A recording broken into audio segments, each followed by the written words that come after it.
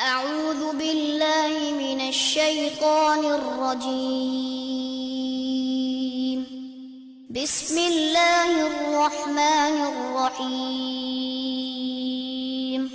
إن الحمد لله نحمده ونستعينه ونستغفره ونعوذ بالله من شرور أنفسنا ومن سيئات أعمالنا من يهده الله فلا مضل له ومن يضلل فلا هادي له وأشهد أن لا إله إلا الله وحده لا شريك له وأشهد أن محمدا عبده ورسوله يا أيها الذين آمنوا اتقوا الله حق تقاته ولا تموتن إلا وأنتم مسلمون يا أيها الناس اتقوا ربكم الذي خلقكم من نفس واحدة وخلق منها زوجها وبث منهما رجالا كثيرا ونساء واتقوا الله الذي تساءلون به والأرحام إن الله كان عليكم رقيبا يا أيها الذين آمنوا اتقوا الله وقولوا قولا سديدا يصلح لكم أعمالكم ويغفر لكم ذنوبكم ومن يطع الله ورسوله فقد فاز فوزا عظيما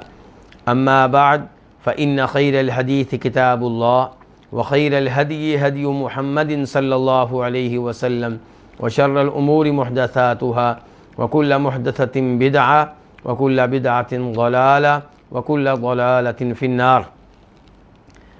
شرح السنہ امام بربہاری رحمہ اللہ کی عظیم الشان تالیف ہے، اور یہ وہ کتاب ہے جس کا بہت سے علماء کرام نے اہتمام کیا۔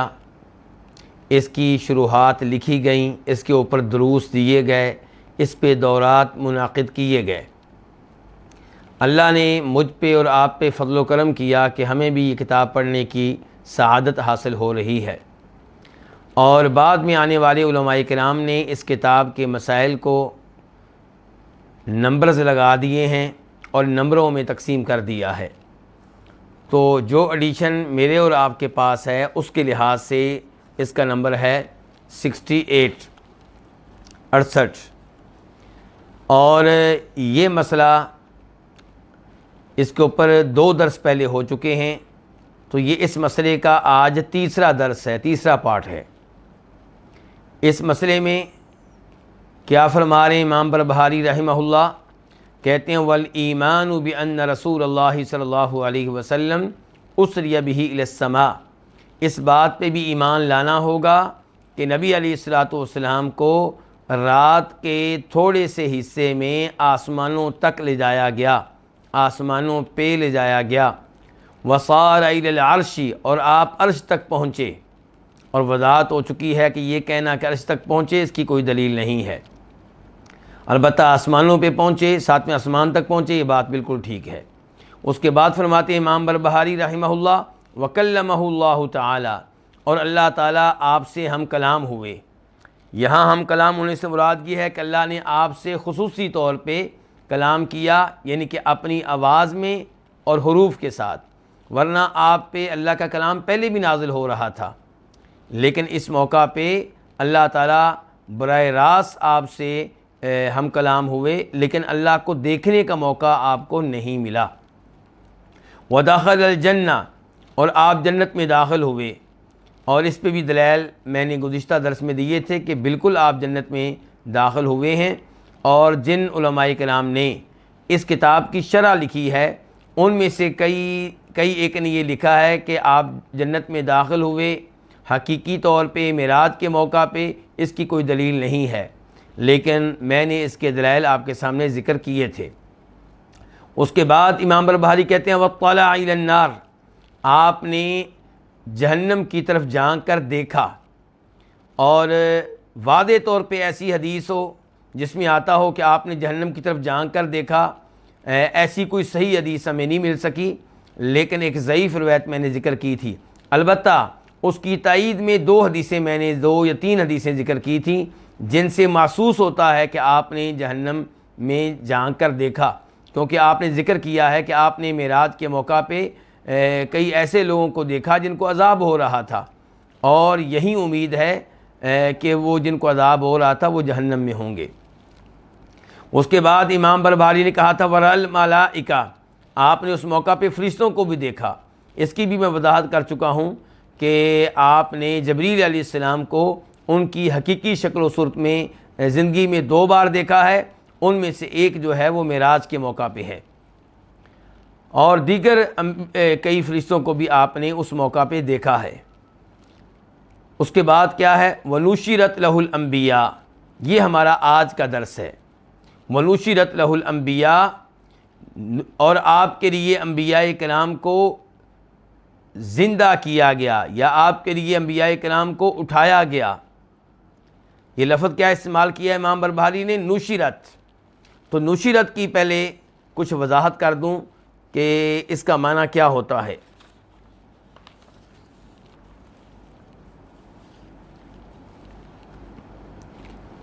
کہتے ہیں کہ نشر اللہ الموتى، اللہ تعالیٰ نے مردوں کو کیا کیا؟ بعثہم، یعنی کہ ان کو زندہ کیا، انہیں اٹھایا، وَأَحْيَاهُمْ، اور ان کو زندگی دی۔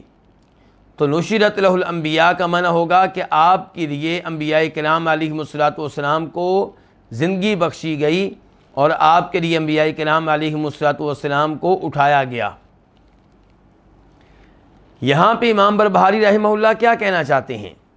اب ہم نے ان الفاظ پہ غور کرنا ہے۔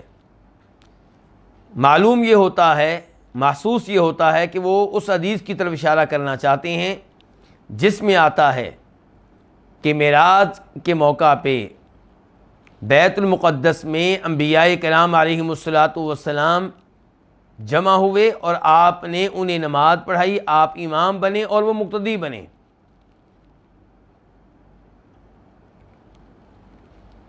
اور اس واقعے کے بارے میں حافظ ابن حجر رحمہ اللہ کہتے ہیں کہ وَالْأَظْهَرُ أَنَّ صَلَاتَهُ بِهِمْ بِبَيْتِ الْمُقَدَّسِ كَانَ قَبْلَ الْعُرُوجِ، کہ دلائل کا جائزہ لینے کے بعد حافظ ابن حجر کہتے ہیں کہ مجھے یہ محسوس ہوتا ہے کہ آپ نے بیت المقدس میں انبیاء کرام علیہم الصلوۃ والسلام کو جو نماز پڑھائی ہے وہ آسمانوں پہ جانے سے پہلے پڑھائی ہے۔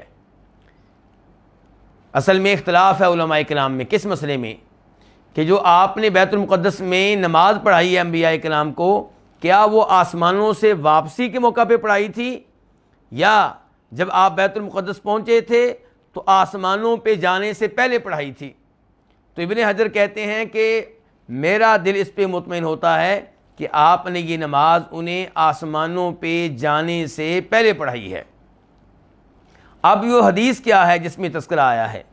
حدیث صحیح مسلم کی ہے، نمبر اس کا 172 ہے، 172، اور حدیث کے راوی ہیں جناب ابو ہریرہ رضی اللہ تعالی عنہ۔ آئیے یہ حدیث پڑھتے ہیں اور اس میں جو مسائل آئے ہیں انہیں سمجھنے کی کوشش کرتے ہیں۔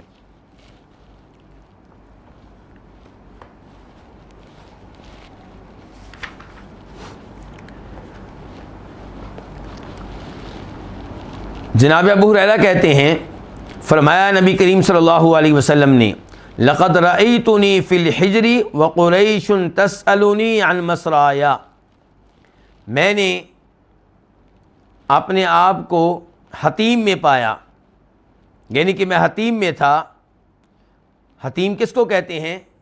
کعبہ شریف کے ساتھ وہ جگہ جو دراصل کعبہ شریف کا حصہ ہے، خصوصاً حتیم کا وہ حصہ جو کعبہ سے متصل ہے وہ کعبہ کا حصہ ہے، اور جو حتیم کا وہ حصہ ہے جو کعبہ سے دور ہے اس کے بارے میں صحیح بات یہ ہے کہ وہ کعبہ کا حصہ نہیں ہے۔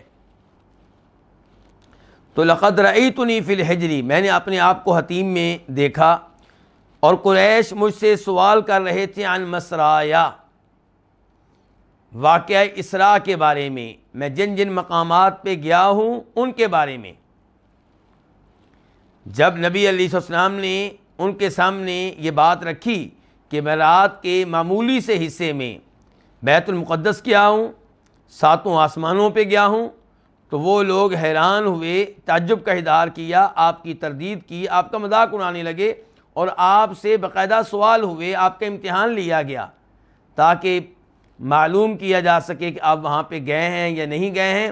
انہیں امید یہ تھی کہ آپ نہیں گئے اور آپ غلط کہہ رہے ہیں، اس لیے انہوں نے آپ سے بیت المقدس کی نشانیاں پوچھیں۔ تو آپ فرماتے ہیں فسألتنی عن اشیاء من بیت المقدس، انہوں نے بیت المقدس کی کئی چیزوں کے بارے میں مجھ سے سوال کیا، لم اثبتہا، آپ فرماتے ہیں وہ ایسی چیزیں تھیں جن کے بارے میں پوچھ رہے تھے جنہیں میں اپنے ذہن میں محفوظ نہیں رکھ سکا۔ آج بھی کئی لوگ جب پاک و ہند سے جاتے ہیں حج کے لیے، عمرہ کے لیے، تو جو گاؤں وغیرہ کے لوگ ہوتے ہیں وہ کیا پوچھتے ہیں؟ مسجد نبوی کے دروازے کتنے ہیں، مسجد نبوی کے مینار کتنے ہیں، فلاں یعنی کہ مسجد کی کھڑکیاں کتنی ہیں۔ اب ظاہر ہے کہ جو آدمی عبادت کے لیے گیا ہے، عمرے کے لیے گیا ہے، حج کے لیے گیا ہے، اس کی توجہ دروازے گننے پہ نہیں ہوتی، مینار گننے پہ نہیں ہوتی۔ تو نبی علیہ الصلوۃ والسلام سے ایسے سوالات کیے گئے جن کی طرف شاید آپ کی توجہ نہیں تھی۔ جب آپ بیت المقدس میں پہنچیں، انبیاء کرام علیہم الصلوۃ والسلام وہاں پہ موجود ہوں، جبریل علیہ السلام وہاں پہ موجود ہوں، تو کیا آپ وہاں پہ بیت المقدس کے دروازے گنتے رہے ہوں گے یا اس کی کھڑکیاں گنتے رہے ہوں گے؟ قطعاً آپ کا دھیان ادھر نہیں گیا ہوگا۔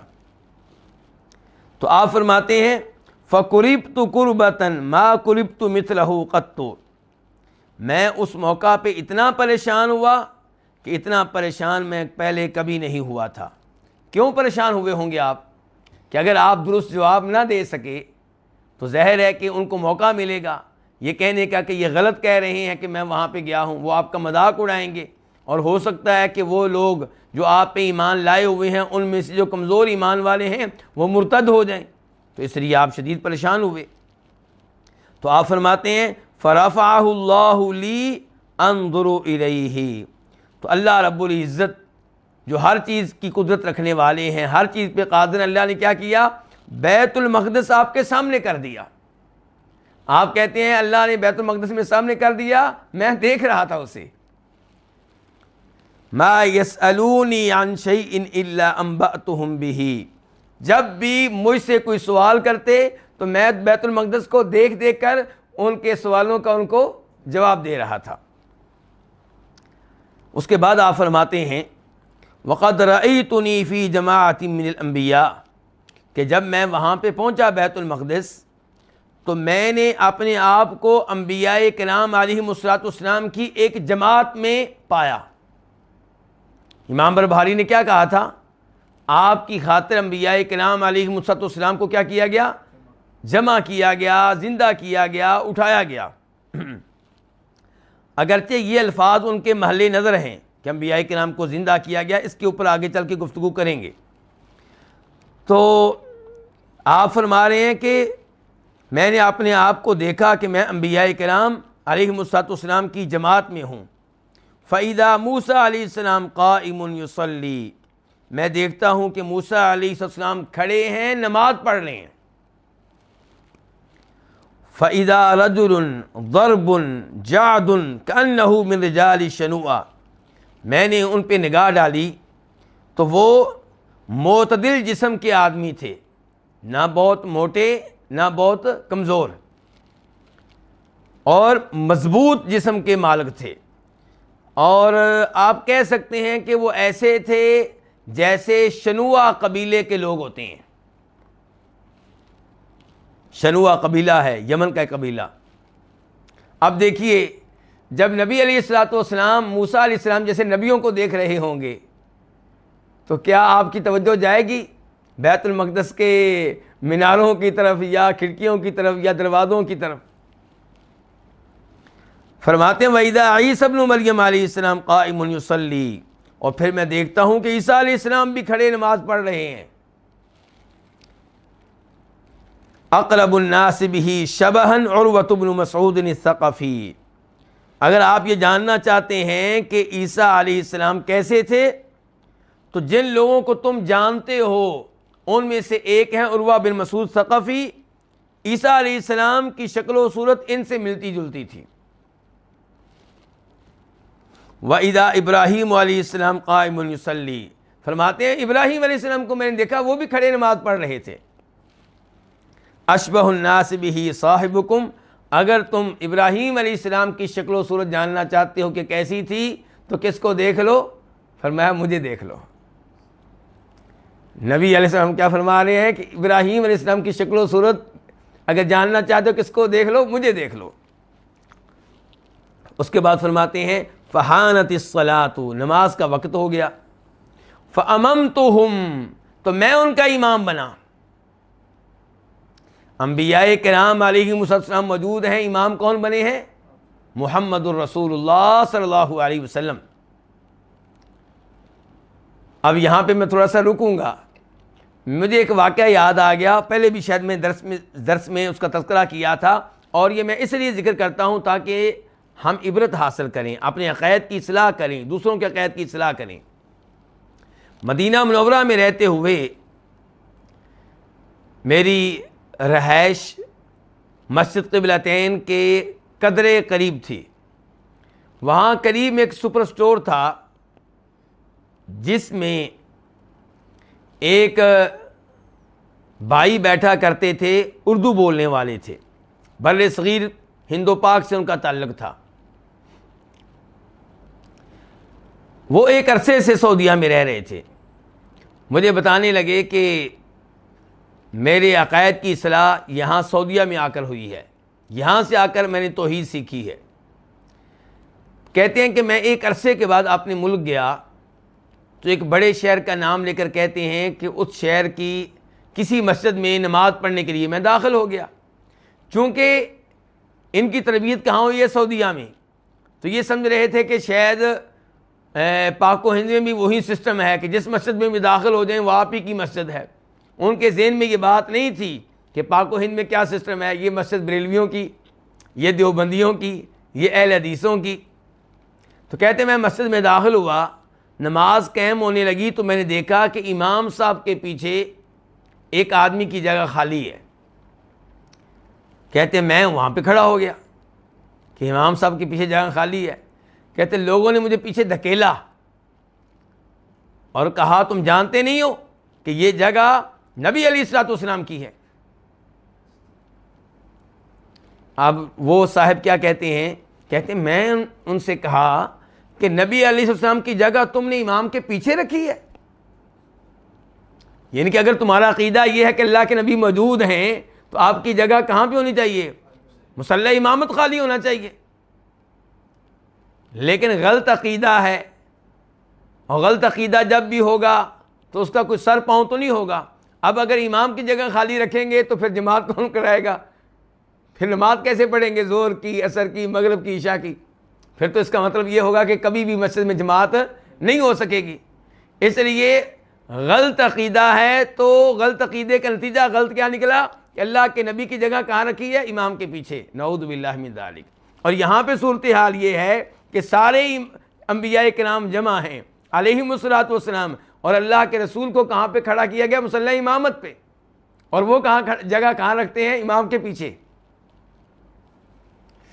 فلما فرغت من الصلاۃ، آپ کہتے ہیں جب میں نماز سے فارغ ہوا تو قال قائل، ایک کہنے والے نے کہا یا محمد، اے محمد صلی اللہ علیہ وسلم، ھذا مالک، یہ مالک ہیں، صاحب النار، جہنم کی آگ پہ جن کی نگرانی ہے، جہنم کی آگ کے اوپر جن کی ذمہ داری ہے۔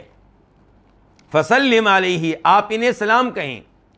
یہ کون ہوں گے جو تعارف کرا رہے ہیں؟ امید ہے کہ جبریل علیہ السلام ہوں گے۔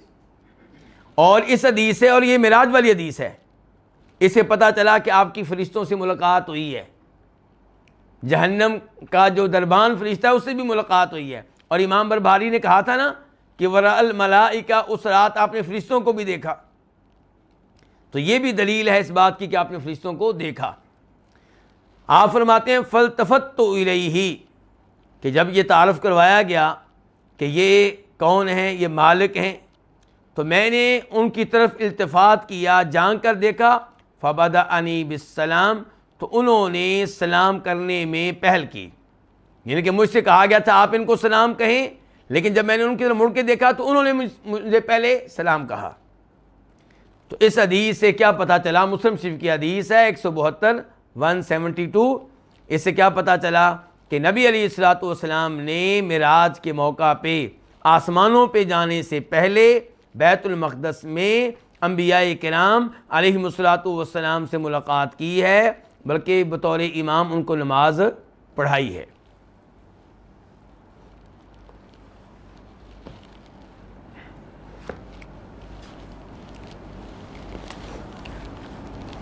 اب یہاں پہ ایک اور حدیث ذکر کرنا چاہوں گا۔ سوال پیدا ہوگا کہ انبیاء کرام علیہم السلام تو فوت ہو چکے ہیں، تو نماز کیسے پڑھ رہے تھے؟ انبیاء کرام علیہم السلام فوت ہو چکے ہیں تو بیت المقدس میں کیسے آ گئے؟ یہ سارے سوالات لوگوں کے ذہنوں میں آتے ہیں۔ تو ایک دو حدیثیں پہلے ذکر کروں گا آپ کے سامنے، پھر اس مسئلے پہ گفتگو کریں گے۔ جناب انس بن مالک کی حدیث ہے جسے وہ روایت کرتے ہیں نبی علیہ الصلوۃ والسلام سے، اور اس حدیث کو امام ابو یعلا اپنی مسند میں لے کر آئے ہیں، اور شیخ البانی رحمہ اللہ نے اس کو صحیح قرار دیا ہے۔ حدیث کیا ہے؟ الانبیاء احیاء فی قبورہم یصلون، کہ انبیاء کرام علیہم الصلوۃ والسلام زندہ ہیں، اپنی قبروں میں ہیں، نماز پڑھتے ہیں، نماز پڑھتے ہیں۔ یعنی کہ اس کا مطلب ہے کہ صرف بیت المقدس میں جب آپ سے ملاقات کی صرف اس موقع پہ نماز نہیں پڑھی، بلکہ اس کے علاوہ بھی قبر میں وہ نماز پڑھتے رہتے ہیں۔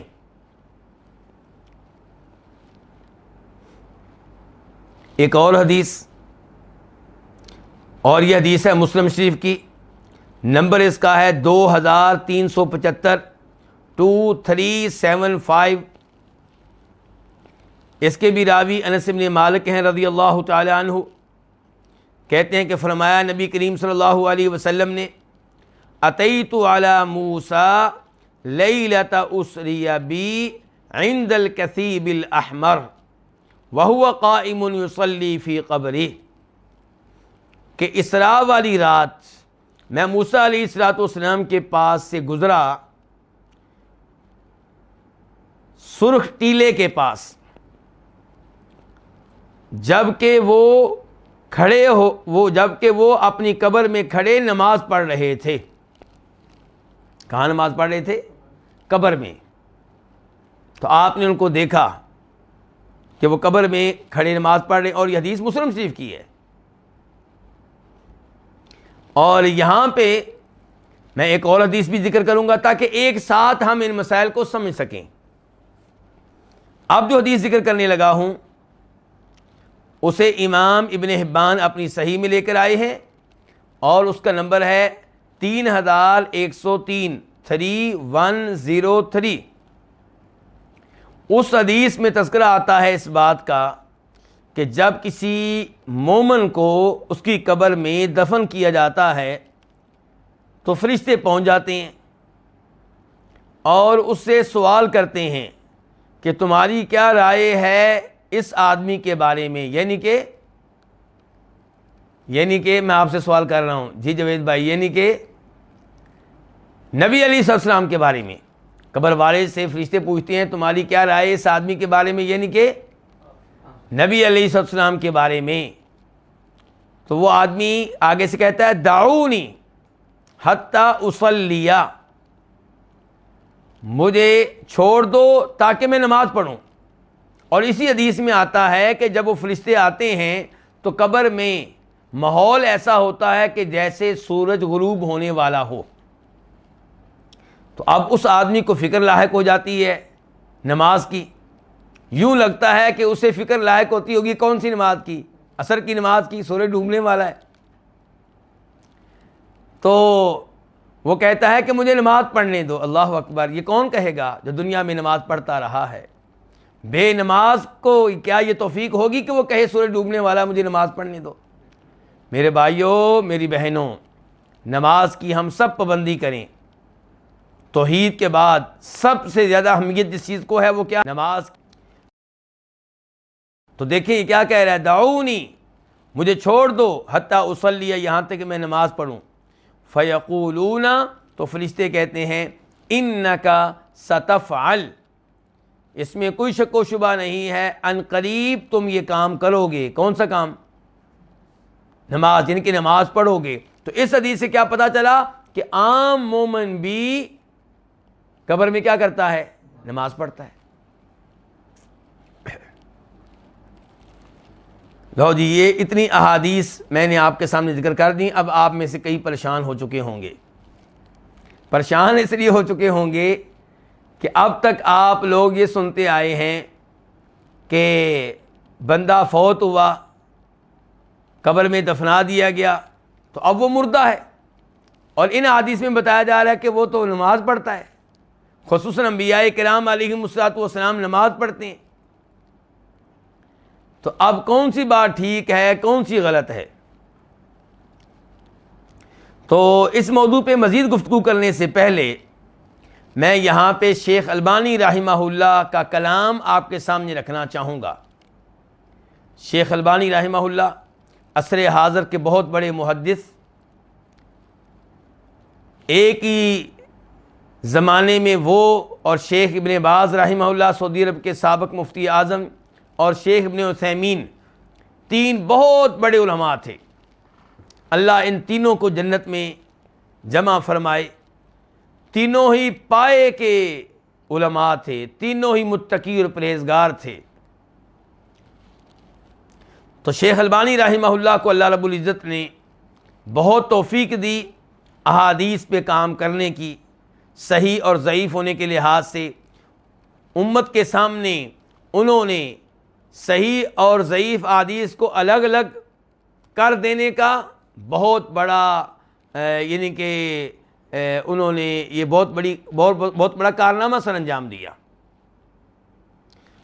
ان کی کئی ایک کتب ہیں، ان میں سے ایک کتاب ہے سلسلۃ الاحادیث الصحیحہ۔ یہ تقریباً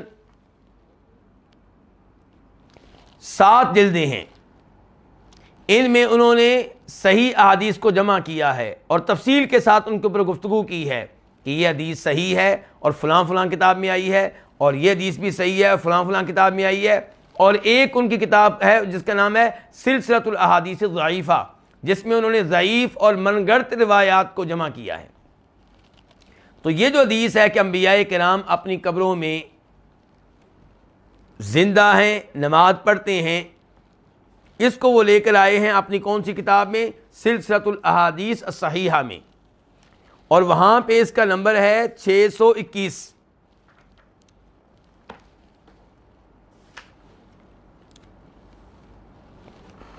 تفصیل کے ساتھ انہوں نے اس حدیث کے اوپر گفتگو کی اور آخر میں نتیجہ یہ نکالا کہ یہ حدیث بالکل صحیح ہے۔ اس کے بعد کیا کہتے ہیں؟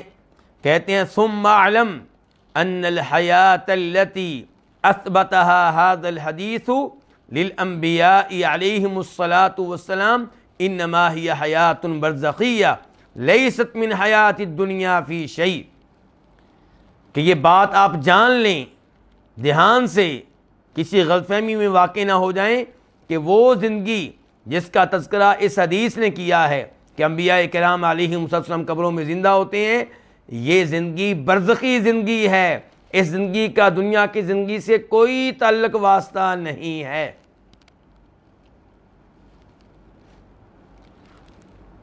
وَلِذَلِكَ وَجَبَ الْإِيمَانُ بِهَا، اس لیے اس زندگی پہ ایمان لانا واجب ہے، یعنی کہ عقیدہ رکھنا ضروری ہے کہ انبیاء کرام علیہم السلام کو کون سی زندگی حاصل ہے؟ برزخی زندگی۔ دون ضرب الامثال لها، لیکن اس زندگی کو سمجھانے کے لیے مثالیں بیان کرنے کی کوئی ضرورت نہیں ہے۔ کیوں جی؟ کہتے ہیں وہ محاولت تکییفها وتشبیہها بما هو المعروف عندنا فی حیات الدنیا، نہ اس زندگی کی مثالیں بیان کریں، نہ اس کی کیفیت بیان کرنے کی کوشش کریں، اور نہ اس زندگی کو دنیاوی زندگی کے مشابہ قرار دینے کی کوشش کریں۔ وہ کہنا چاہتے ہیں کہ یہ ایک غیبی معاملہ ہے، برزخی زندگی کو ہم نہیں جانتے۔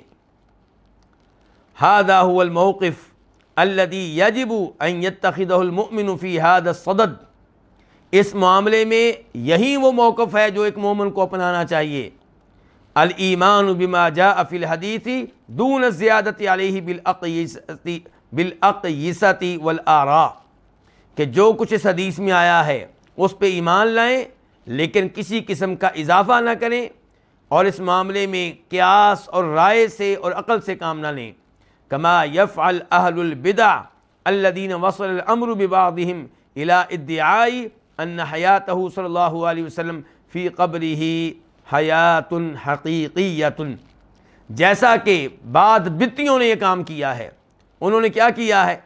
انہوں نے کہا کہ چونکہ انبیاء کرام قبروں میں زندہ ہوتے ہیں اس لیے یہ دعویٰ کر دیا کہ یہ حقیقی زندگی ہے، ان کی دنیاوی زندگی ہے، اور یہاں تک انہوں نے کہہ دیا کہ یأکلوا، آپ قبر میں کھاتے ہیں، ویشربوا، اور پیتے ہیں، ویجامع نساء، اور اپنی بیویوں سے جماع کرتے ہیں، نعوذ باللہ بسری کرتے ہیں۔ شیخ البانی پھر آخر میں خبردار کرتے ہیں وَإِنَّمَا هِيَ حَيَاتٌ بَرْزَخِيَّةٌ، یہ برزخی زندگی ہے، لا يعلم حقیقتها الا اللہ، اس کی صحیح معنوں میں حقیقت جو ہے اور کیفیت جو ہے اس کو صرف اللہ ہی جانتا ہے اور کوئی نہیں جانتا۔ تو بڑی زبردست یہ گفتگو تھی کس کی؟ شیخ البانی رحمہ اللہ کی۔ اس سے آپ کی کئی غلط فہمیاں ختم ہو گئی ہوں گی کہ برزخی زندگی کا مطلب دنیاوی زندگی نہیں ہے۔ ہمارا آپ سے کیا تعلق واسطہ ہے؟ ہمارا آپ سے تعلق واسطہ یہ ہے کہ اللہ تعالیٰ کہتے ہیں وَمَا أَنْتَ بِمُسْمِعٍ مَّن فِي الْقُبُورِ، کہ جو بھی قبروں میں ہیں انہیں آپ اپنی آواز نہیں سنا سکتے۔ ہمارا آپ کا واسطہ کیا ہے کہ إِنَّكَ لَا تُسْمِعُ الْمَوْتَىٰ، جو بھی فوت ہو چکے ہیں آپ انہیں اپنی آواز نہیں سنا سکتے۔ ہمارا آپ کا واسطہ کیا ہے، تعلق کیا ہے؟ اللہ تعالیٰ کہتے ہیں وَهُمْ عَنْ دُعَائِهِمْ غَافِلُونَ، کہ جن کو تم اللہ کے علاوہ پکارتے ہو تمہاری پکار سے، دعا سے غافل ہیں، بے خبر ہیں، لا علم ہیں۔ البتہ یہ بات صحیح ہے اور میں اس کے دلائل بھی دے چکا ہوں کہ جب آپ پہ ہم سلام پڑھتے ہیں تو ہمارا سلام فرشتوں کے ذریعے آپ تک پہنچتا ہے، یہ نسائی شریف کی حدیث ہے، اور آپ سلام کا جواب بھی دیتے ہیں، یہ ابو داؤد شریف کی حدیث ہے، اور دوسری حدیث میں آتا ہے وہ ابو داؤد میں ہے کہ تم میرے اوپر درود پڑھو تمہارا درود مجھ تک پہنچتا ہے۔ اور آپ کیا کہہ رہے ہیں؟ پہنچتا ہے، یہ نہیں کہہ رہے میں سنتا ہوں، پہنچتا ہے۔ تو برزخی زندگی اور ہے، دنیاوی زندگی اور ہے۔ برزخ کہتے ہیں رکاوٹ کو، آڑ کو۔ تو برزخی زندگی وہ جو دنیاوی زندگی اور جو اخروی زندگی ہے اس کے بیچ میں ہے، اور اگر آپ اس کو ان دو زندگیوں میں سے کسی ایک میں شمار کرنا چاہیں گے تو پھر آپ اس کو اخروی زندگی کا حصہ بنائیں گے۔ تو یہ ہے برزخی زندگی۔ تو برزخی زندگی حاصل ہے کن کو؟ انبیاء کرام علیہم الصلوۃ والسلام کو۔ برزخی زندگی حاصل ہے کن کو؟ شہداء کو۔ اللہ تعالیٰ فرماتے ہیں قرآن حکیم میں سورہ آل عمران میں وَلَا تَحْسَبَنَّ الَّذِينَ قُتِلُوا فِي سَبِيلِ اللَّهِ أَمْوَاتًا، جو اللہ کی راہ میں قتل ہو جائیں آپ انہیں مردہ گمان نہ کریں، بل احیاء، بلکہ وہ زندہ ہیں۔ کہاں؟ عند ربہم، اپنے رب کے ہاں، یرزقون، ان کو رزق دیا جاتا ہے۔ فرحین بما آتاہم اللہ من فضلی، اللہ جو ان کو دے رہا ہے اپنے فضل و کرم سے اس پہ بڑے وہ خوش ہیں۔ تو انبیاء کرام علیہم السلام کو برزخی زندگی حاصل، شہداء کو برزخی زندگی حاصل، بلکہ عام مومن کو بھی برزخی زندگی حاصل۔ اس کی کیا دلیل ہے؟ ابھی آپ کو دے چکا ہوں۔ کیا دی ہے؟ کہ فرشتے کیا کہتے ہیں ان سے کہ تم عنقریب نماز پڑھ سکو گے۔ اور پھر آپ یہ دیکھیں کہ کیا مومن سے سوال کرنے کے لیے فرشتے نہیں آتے ہیں؟ کیا ان کو جواب نہیں دیتا ہے؟ کیا ان کے ساتھ گفتگو نہیں کرتا ہے؟ تو زندگی حاصل ہے تو کرتا ہے نا، لیکن زندگی بار بار کہہ رہا ہوں دنیا والی نہیں ہے، بلکہ ایک سٹیپ اور آگے چلیں، کافروں کو بھی برزخی زندگی حاصل ہے۔ آپ کہیں گے پھر فرق کیا رہ گیا؟ فرق یہ ہے کہ کافروں کی زندگی عذاب والی، تکلیفوں والی، مصیبتوں والی، پریشانیوں والی، اور مومنوں کی زندگی عمدہ، اور انبیاء کرام علیہم السلام کی زندگی سب سے اعلیٰ، سب سے زیادہ نعمتوں والی۔ تو کیوں میں یہ کہہ رہا ہوں کہ کافروں کو بھی زندگی حاصل ہے؟ آپ یہ بتائیں کہ کیا کافروں کو قبر میں عذاب ہوتا ہے کہ نہیں ہوتا؟ تکلیف محسوس کرتے ہیں کہ نہیں کرتے؟ کیا ان سے فرشتے سوال کرنے کے لیے آتے ہیں کہ نہیں آتے؟ آتے ہیں۔ بولتا ہے، کہتا ہے آگے سے ہاں مجھے نہیں پتا، تو کلام کر رہے ہیں نا، گفتگو سن رہے ہیں، تو اس کا مطلب، اور پھر جب اس کو عذاب ہوتا ہے، تھوڑے پڑتے ہیں، تو چیختا ہے کہ نہیں چیختا؟ صحیح حدیث میں چیختا ہے، اور اس کی چیخ کو سارے سنتے ہیں سوائے انسانوں کے اور جنوں کے. تو یہ زندگی، لیکن بار بار کہہ رہا ہوں، یہ دنیا والی زندگی نہیں ہے، یہ برزخی زندگی ہے جس کا ہم سے کوئی تعلق اور واسطہ نہیں ہے، جس کی کیفیت کو ہم نہیں جانتے سوائے اتنی تفصیلات کے جو خود شریعت نے بتا دی ہیں.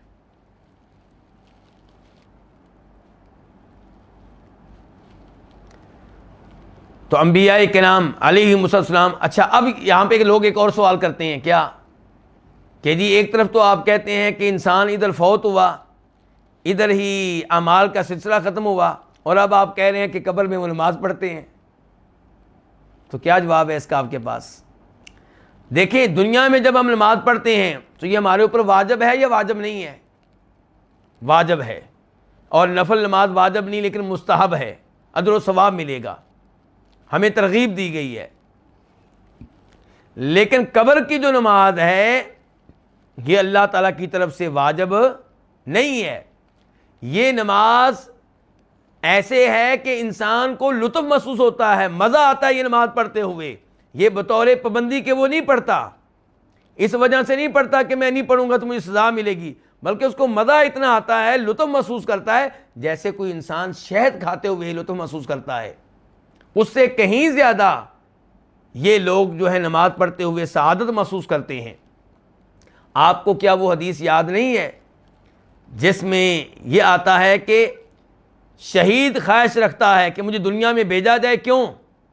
تاکہ مجھے دوبارہ اللہ کی راہ میں قتل ہونے کا موقع ملے، شہید ہونے کا موقع ملے. اس کا مطلب یہ ہے کہ شہادت میں وہ لذت پاتا ہے، شہادت میں وہ لطف محسوس کرتا ہے. اور آپ نے یہ حدیث بھی سنی ہوگی کہ جنتی لوگ جنت میں ان کی زبانوں پہ کیا جاری ہوں گی؟ تسبیحات. وہ تسبیحات ایسے پڑھ رہے ہوں گے جیسے ہم سانس لیتے ہیں. میں اور آپ جب سانس لیتے ہیں تو کیا ہمیں اس میں کوئی محسوس ہوتا ہے کہ ہم سانس لے رہے؟ نارمل سی بات ہے، بلکہ سانس بند ہو جائے تو پھر تکلیف محسوس کرتے ہیں. تو جنتی لوگ جنت میں اللہ کی تسبیح بیان کریں گے اور اس میں ان کو لطف آئے گا، مزہ آئے گا، لذت محسوس کریں گے. اور ایسے ہی یہ جو برزخی زندگی میں نمازیں پڑھی جاتی ہیں یہ تکلیف نہیں ہے، اس کے وہ مکلف نہیں ہیں، پابند نہیں ہیں، بلکہ یہ تشریف ہے، یہ شرف ہے، یہ سعادت ہے، یہ اعزاز ہے جس کو وہ حاصل کرتے ہیں.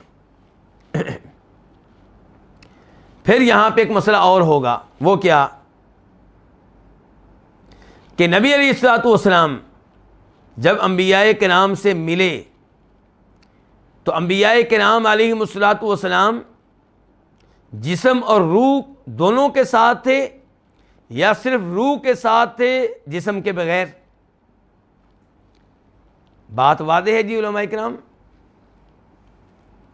کہ انبیاء کرام علیہم الصلوۃ والسلام وہاں پہ صرف روح کے ساتھ تھے جسم کے بغیر یا جسم اور روح دونوں کے ساتھ تھے؟ تو اس بارے میں علماء کرام کے دو قول ہیں. کچھ علماء کرام کہتے ہیں کہ انبیاء کرام علیہم السلام وہاں پہ صرف روحانی طور پہ تھے، روح کے ساتھ تھے جسم کے بغیر. اور دوسرا قول یہ ہے کہ جسم اور روح دونوں کے ساتھ تھے. اب ان میں سے کون سا قول جو ہے آپ اس کو اختیار کریں گے؟ پہلی بات تو یہ ہے کہ یہ غیبی باتیں ہیں، حقیقت حال اللہ بہتر جانتا ہے، لیکن یوں لگتا ہے کہ جیسے یہ موقف زیادہ وزنی ہے کہ انبیاء کرام علیہم الصلوۃ والسلام سے آپ کی ملاقات ہوئی تو انبیاء کرام علیہم الصلوۃ والسلام وہاں پہ موجود تھے اپنی روحوں کے ساتھ اور جسم کے ساتھ، لیکن یہ جسم وہ جسم نہیں تھا جو قبر میں ہوتا ہے، یعنی کہ ان کو ایک اور جسم دیا گیا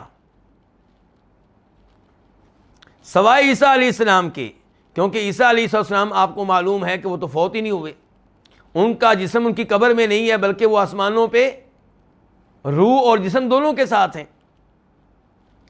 جہاں تک تعلق ہے باقی انبیاء کرام علیہم الصلوۃ والسلام کا تو ان کے بدن ان کی قبر میں ہوتے ہیں اور ان کی روحیں آسمانوں پہ ہوتی ہیں۔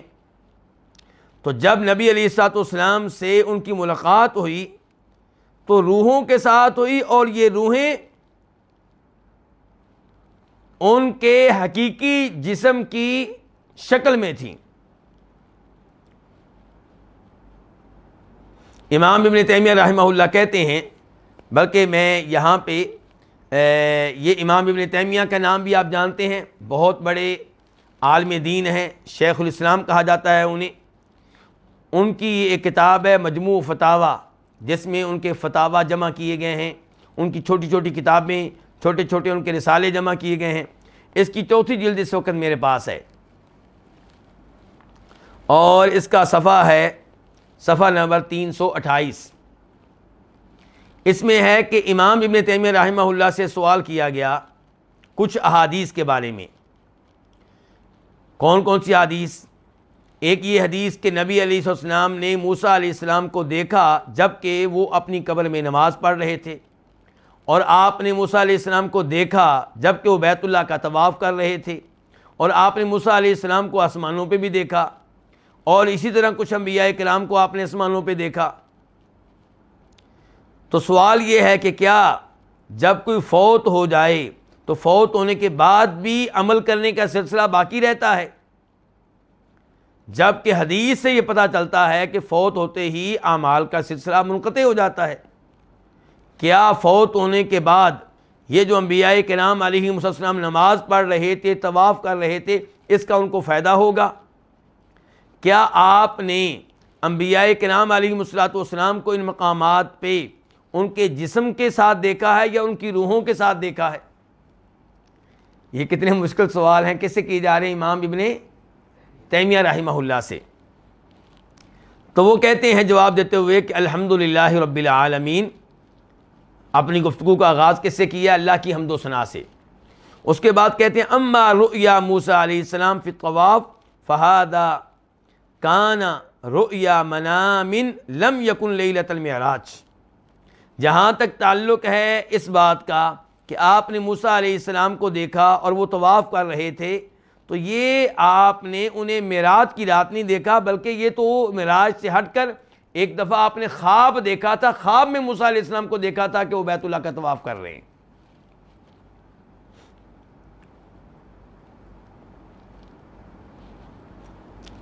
اور اس موقع پہ آپ نے مسیح علیہ السلام کو بھی دیکھا تھا، یعنی کہ عیسیٰ علیہ السلام کو خواب میں، دجال کو بھی دیکھا تھا۔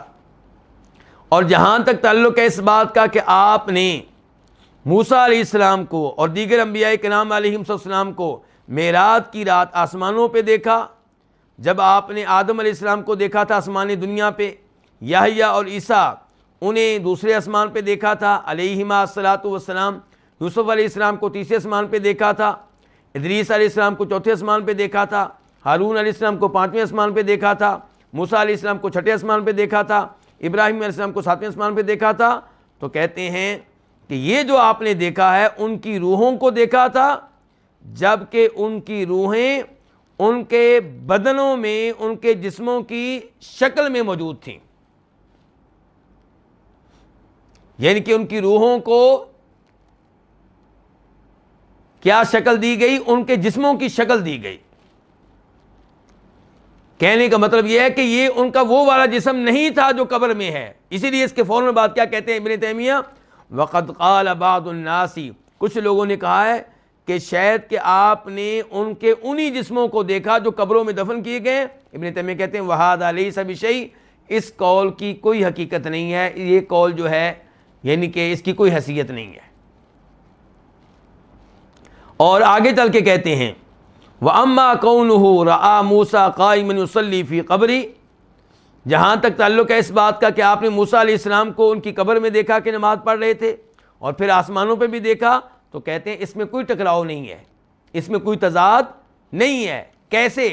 کہتے ہیں فَإِنَّ أَمْرَ الْأَرْوَاحِ مِنْ جِنْسِ أَمْرِ الْمَلَائِكَةِ، ابن تیمیہ کہتے ہیں کہ روحوں کا معاملہ فرشتوں کے معاملے سے ملتا جلتا ہے۔ فِي اللَّحْظَةِ الْوَاحِدَةِ تَصْعَدُ وَتَهْبِطُ كَالْمَلَكِ، روحیں ایک ہی لمحے میں کبھی اوپر جا رہی ہوتی ہیں، کبھی نیچے آ رہی ہوتی ہیں، کس کی طرح؟ فرشتے کی طرح. لیست فی ذالک کالبدن، یہ روحیں ویسے نہیں ہوتی کہ جیسے بدن میں ہوتی ہیں. تو یہ علماء کرام کی کچھ گفتگو تھی جو میں نے آپ کے سامنے رکھی. تو خلاصہ کلام کیا ہے کہ آپ نے انبیاء کرام علیہم السلام کو دیکھا ہے. کب؟ معراج کے موقع پہ آپ نے ان کو نماز پڑھائی ہے بیت المقدس میں. لیکن کیا وہ اپنی روح کے ساتھ تھے یا جسم اور روح کے ساتھ تھے؟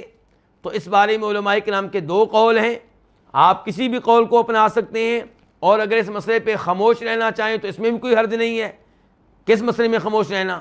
کہ انبیاء کرام وہاں پہ کیسے تھے، کس کیفیت میں تھے. لیکن اس بات میں ایمان لانا ضروری ہے کہ آپ نے بیت المقدس میں ان کو نماز پڑھائی ہے، لیکن کیا وہ اپنے جسم کے ساتھ تھے یا روح کے ساتھ یا دونوں کے ساتھ؟ تو اس مسئلے میں علماء کرام کے کتنے قول ہیں؟ دو قول ہیں. ایک قول یہ ہے کہ وہ جسم اور روح کے ساتھ تھے، دوسرا یہ کہ صرف روح کے ساتھ تھے. اور اگر ہم اس قول کو لے لیتے ہیں کہ جسم اور روح کے ساتھ تھے تو جسم کون سا تھا؟ ابن تیمیہ رحمہ اللہ کا رجحان اس طرف ہے کہ یہ وہ والا جسم نہیں تھا کہ جو قبر میں ہوتا ہے، بلکہ ان کی روحوں کو قبر والے جسم سے ملتا جلتا ایک اور جسم دیا گیا، اس کے ساتھ وہ وہاں پہ موجود تھے. واللہ تعالی اعلم.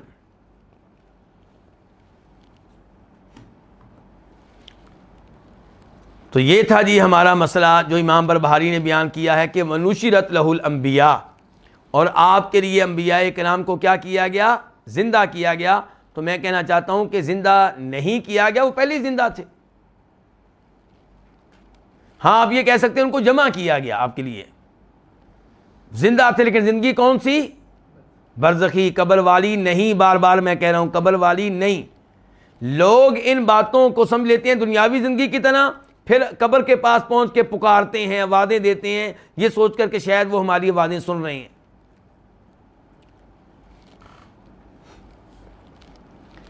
اس کے بعد کہتے ہیں امام بربہاری رحمہ اللہ، ورآ سرادقات العرش والکرسی وجمیع ما فی السماوات وما فی الارض فی الیقظہ، اور آپ نے عرش اور کرسی کے سرادقات کو دیکھا. کس کو دیکھا؟ عرش اور کرسی کے سرادقات کو. اس کی وضاحت کرتا ہوں آگے چل کے. آپ نے عرش اور کرسی کے سرادقات کو دیکھا، اور جو چیزیں بھی آسمانوں پہ ہیں اور جو چیزیں بھی زمین پہ ہیں ان سب کو دیکھا. فی الیقظہ، اور یہ سب کچھ آپ نے بیداری کی حالت میں دیکھا.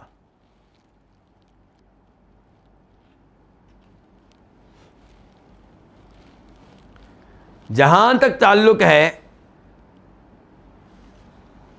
اس بات کا کہ آپ نے عرش اور کرسی کے سرادقات کو دیکھا، تو سب سے پہلے سرادقات کا معنی کیا ہے؟ سرادقات یہ جمع ہے، اس کا واحد لفظ ہے سرادق. سرادق کس کو کہتے ہیں؟ اس دیوار کو جو کسی چیز کا احاطہ کیے ہوئے ہو، اس خیمے کو، یعنی کہ دوسرا معنی اس کا کیا ہوگا؟ خیمہ جس میں لوگ جمع ہوں. اور یہ لفظ قرآن کریم میں بھی آیا ہے.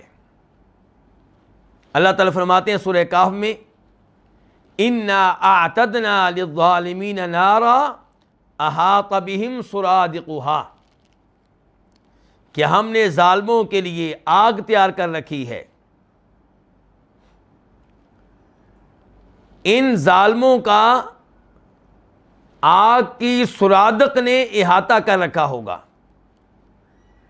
آگ کی سرادق کیا ہے؟ اس کی وضاحت علماء کرام نے کی ہے کناتیں. آپ جانتے ہیں کہ کہیں پہ کیا ہوتا ہے، مثال کے طور پہ کوئی خیمہ لگا ہوا ہے یا کوئی اور چیز ہے، تو پھر ایک اور چار دیوالی قائم کر دیتے ہیں کنات لگا کر.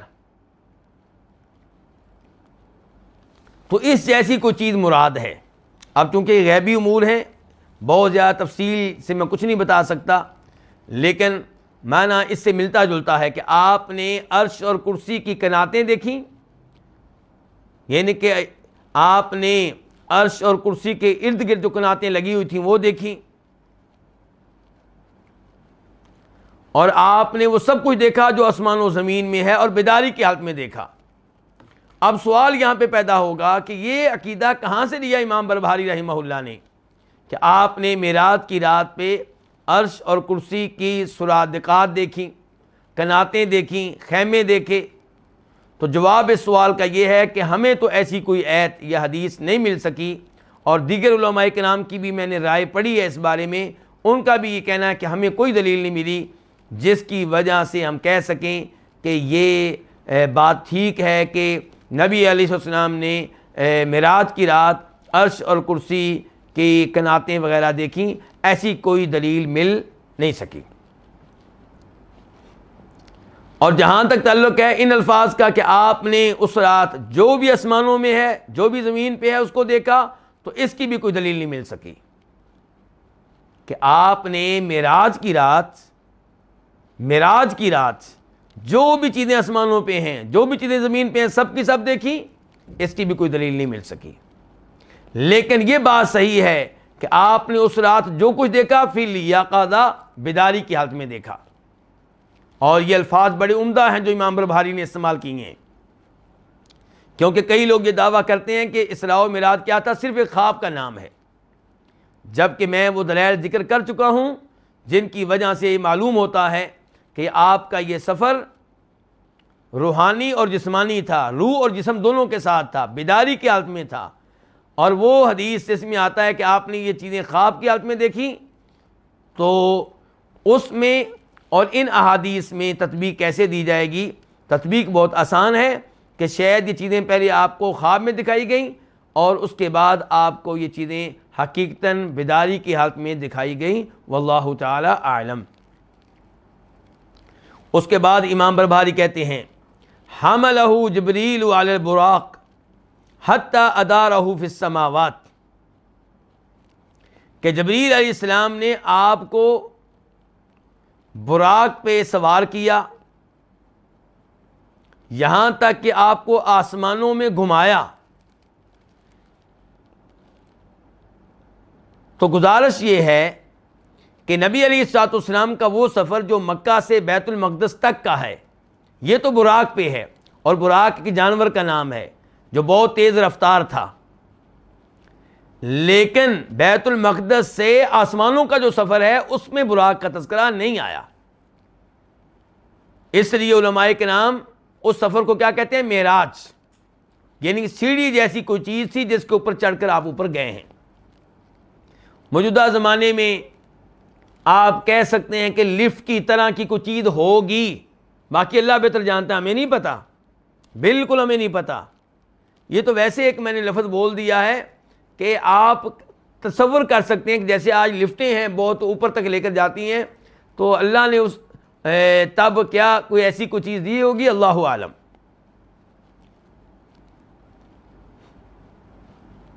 اور یہ کہ جبریل علیہ السلام نے آپ کو آسمانوں میں گھمایا، اگر اس سے مراد یہ کہ پہلے آسمان پہ گئے، پھر دوسرے پہ، تیسرے پہ، تو یہ بات بالکل ثابت ہے حدیث سے۔ اس کے بعد کہتے ہیں امام بربہاری وَفُرِضَتْ لَهُ الصَّلَاةُ فِي تِلْكَ اللَّيْلَةِ، اور اسی رات میں آپ کے لیے نماز فرض کی گئی، اس رات میں، معراج والی رات میں آپ کے لیے نماز فرض کی گئی۔ یہ بالکل صحیح ہے۔ اس کی دلیل مسلم شریف حدیث نمبر 173 173، حدیث کے راوی جناب عبداللہ بن مسعود رضی اللہ تعالی عنہ کہتے ہیں کہ لما اسری برسول اللہ صلی اللہ علیہ وسلم انتہی بہ الی سدرۃ المنتہی، کہ اسراء والی رات آپ کو آسمانوں پہ سدرۃ المنتہی، بیری کے درخت تک لے جایا گیا، اور اس حدیث کے آخر میں کہتے ہیں کہ فَأُعْطِيَ رسول اللہ صلی اللہ علیہ وسلم ثلاثا، نبی علیہ السلام کو اس موقع پہ 3 چیزیں دی گئیں۔ اُعْطِيَ الصَّلَوَاتِ الْخَمْس، آپ کو 5 نمازیں دی گئیں، وَأُعْطِيَ خَوَاتِيمَ سورۃ البقرہ، اور آپ کو سورہ بقرہ کی آخری آیتیں دی گئیں، وَغُفِرَ لِمَن لَّمْ يُشْرِكْ بِاللَّهِ مِنْ أُمَّتِي شَيْئًا الْمُقْحِمَاتِ، اور آپ کو یہ بشارت دی گئی کہ آپ کی امت میں سے جو شرک بالکل نہ کرے اس کو بالآخر بخش دیا جائے گا، معاف کر دیا جائے گا۔ تو یہ 3 چیزیں آپ کو دی گئی ہیں. نمبر 1 کیا دیا گیا؟ 5 نمازیں. نمبر 2 سورہ بقرہ کی آخری آیتیں. اور اس سے پتہ چلا میرے بھائیوں میری بہنوں سورہ بقرہ کی آخری آیتوں کا اہتمام کرنا چاہیے. اور نبی علیہ السلام ارشاد فرماتے ہیں کہ جو کوئی رات کو سورہ بقرہ کی آخری 2 آیتیں پڑھے تو یہ 2 آیتیں اس کے لیے کافی ہو جائیں گی. کافی ہو جائیں گی کہ کیا مطلب ہے؟ کچھ علماء کرام نے کہا اس کا مطلب یہ ہے کہ تہجد کی نماز کے لیے کافی ہو جائیں گی کہ یہ 2 آیتیں پڑھ لیں اور پھر تہجد کی نماز نہ بھی پڑھیں تو یہی کافی ہیں. اور کچھ علماء کرام نے کہا ہے کہ نہیں، اس کا مطلب یہ ہے کہ اس رات آپ کے قریب شیطان نہیں آئے گا، یہ 2 آیتیں آپ کے لیے کافی رہیں گی.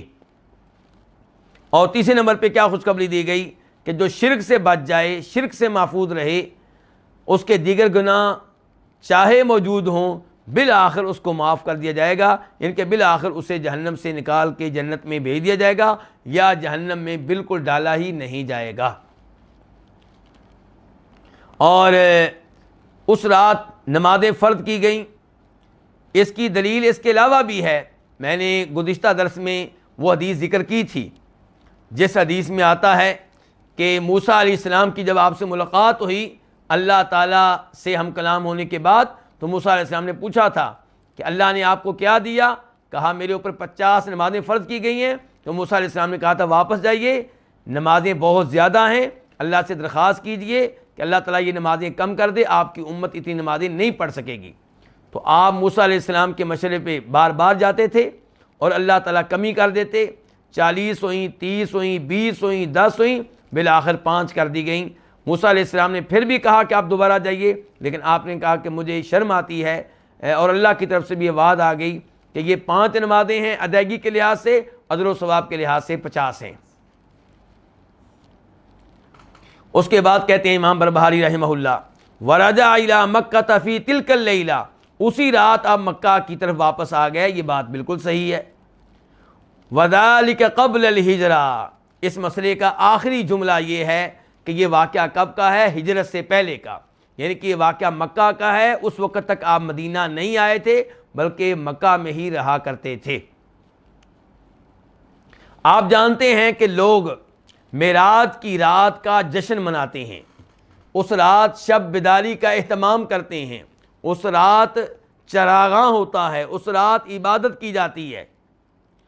جبکہ ہماری گزارش یہ ہے اس معاملے میں کہ پہلے نمبر پہ تو نبی علیہ الصلوۃ والسلام اور صحابہ کرام سے ثابت نہیں ہے کہ انہوں نے اس رات کو اس لحاظ سے کوئی اہمیت دی ہو، اس رات جشن منایا ہو، اس رات خاص طور پہ عبادات کی ہوں، اس رات خاص طور پہ شب بیداری کا اہتمام کیا ہو. یہ چیزیں آپ کو ان سے نہیں ملیں گی.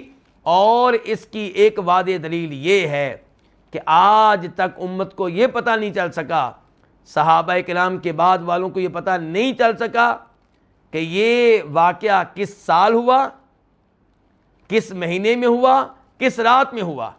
اگر صحابہ کرام نے اس رات کو جشن کے طور پہ منایا ہوتا، اس رات کو پوری رات عبادت کی ہوتی، تو پھر ان کو اس رات کا پتہ ہوتا کہ کون سی رات تھی، کس مہینے کی رات تھی. اور جب ان کو پتہ ہوتا، انہوں نے جشن منایا ہوتا، تو تابعین بھی دیکھ لیتے، ان کو بھی پتہ چل جاتا، پھر تبع تابعین کو، اور یہ علم ہم تک منتقل ہو جاتا.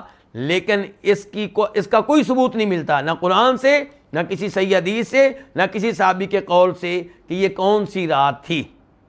لوگوں میں مشہور ہو گئی یہ کون سی رات؟ 27 رجب. لوگوں میں مشہور ہو گیا کہ کون سی رات ہے؟ 27 رجب. اور یہاں پہ میں کچھ گفتگو آپ کے سامنے رکھنا چاہوں گا کہ اس کی حافظ ابن حجر رحمہ اللہ کی جو صحیح بخاری کی شرح لکھنے والے ہیں، اور شرح کا نام کیا؟ فتح الباری.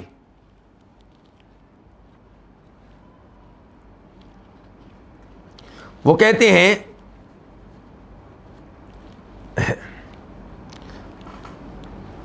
وَقَدْ اخْتُلِفَ فِي وَقْتِ الْمِعْرَاجِ، معراج کب ہوا اس بارے میں اختلاف ہے. فقیلا، تو کہا گیا کان قبل المبعث، کہ معراج کا واقعہ ہوا ہے آپ کے نبی بننے سے پہلے. وہ کہتے ہیں وَهُوَ شَاذٌ، یہ قول شاذ ہے، درست نہیں ہے. وَذَهَبَ الْأَكْثَرُ إِلَىٰ أَنَّهُ كَانَ بَعْدَ الْمَبْعَثِ، اکثر علماء کرام کا موقف یہ ہے کہ یہ واقعہ آپ کے نبی بن جانے کے بعد کا ہے. پھر اختلاف ہے علماء کرام کا کہ کب کا ہے. پھر فقیل قبل الہجرت بسنہ، کچھ لوگوں نے کہا ہے کہ یہ واقعہ ہجرت سے 1 سال پہلے کا ہے،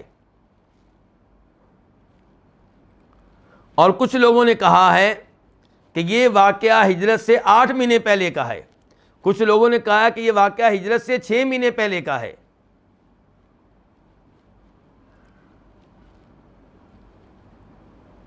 اور کچھ لوگوں نے کہا یہ ہجرت سے 11 مہینے پہلے کا ہے، اور کچھ نے کہا کہ یہ ہجرت سے 14 مہینے پہلے کا ہے، اور کچھ نے کہا یہ ہجرت سے 15 مہینے پہلے کا ہے، اور کچھ نے کہا ہے کہ یہ ہجرت سے 17 مہینے پہلے کا ہے، اور کچھ نے کہا کہ یہ شوال میں ہے، کچھ نے کہا رمضان میں ہے، کچھ نے کہا رجب میں ہے، کچھ نے کہا ربیع الاول میں ہے۔ تو آپ اس سے اندازہ لگا سکتے ہیں کہ صحابہ کرام نے یہ تو بیان کیا کہ اسراء و معراج کا واقعہ ہوا اور اس پہ ایمان لانا واجب ہے، جو اس کا انکار کرے مسلمان نہیں ہے، لیکن کب ہوا، کس سال ہوا، کس مہینے ہوا، کس رات ہوا، اس کی تحدید نہیں ہو سکی۔ اس بارے میں کئی ایک اقوال ہیں، بلکہ کچھ نے تو کہا کہ یہ رمضان میں ہوا ہے۔ تو خلاصہ کلام یہ ہے کہ واقعہ اسراء و معراج برحق ہے اور اس پہ ایمان لانا ضروری ہے، لیکن کب ہوا یہ معلوم نہیں ہے، اور ہم نے اسراء و معراج کے پیغام کو سمجھنا ہے، اس رات جو نمازیں فرض کی گئی ہیں انہیں بجا لانا ہے، اور اس رات جو سورہ بقرہ کی آخری 2 آیتیں جو ہیں وہ دی گئی ہیں ان کے پڑھنے کا اہتمام کرنا ہے، ان کا معنی مفہوم جاننا ہے، اور ہم نے اپنے آپ کو شرک سے بچانا ہے تاکہ اس خوشخبری کا حصہ بن سکیں کہ جو شرک سے بچ گیا وہ بالآخر اسے اللہ کی طرف سے مغفرت مل جائے گی۔ اللہ تعالی ہم سب کو جہنم کی آگ سے محفوظ رکھے، شرک سے محفوظ رکھے، اور لوگوں کو بھی شرک سے بچانے کی ہمیں اللہ تعالی توفیق دے۔ اللہ تعالی اسی طرح ہمیں علم لیتے رہنے کی توفیق عنایت فرمائے۔ وآخر دعوانا ان الحمد للہ رب العالمین۔